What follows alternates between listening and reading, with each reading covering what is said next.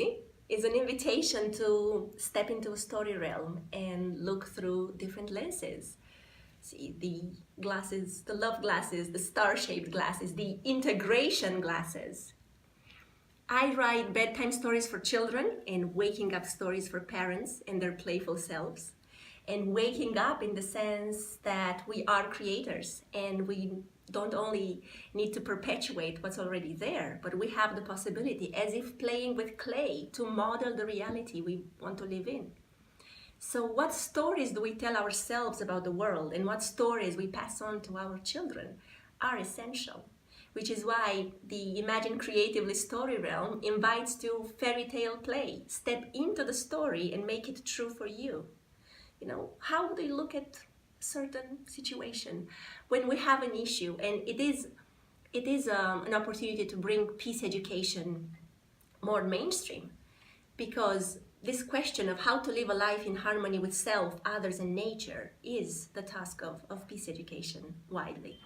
So we have a challenge. But what if we look through this?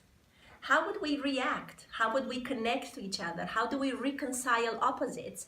If we remember that, hey, we are on this small planet hurtling through space, we're here for an experience, but how do we make the game enjoyable for all? That's the first rule of the game.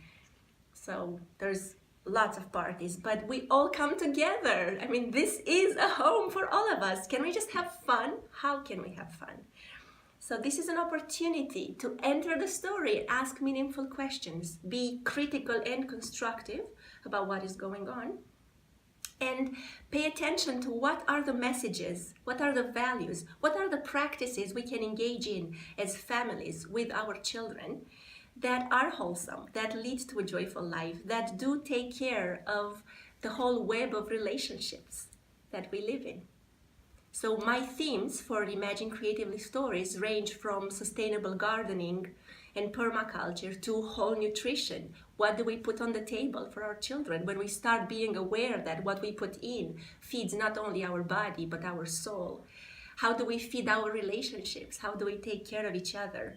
So that we talk about environmental sustainability, but what about social sustainability and community relationships? How do we nourish that? These are all questions in my stories, and we need lots of fairy agents to step in and help spread the news and turn life into a fairy tale, beyond fighting with the dragons to, making a wonderful ever after, happiness ever after, as a constant daily practice.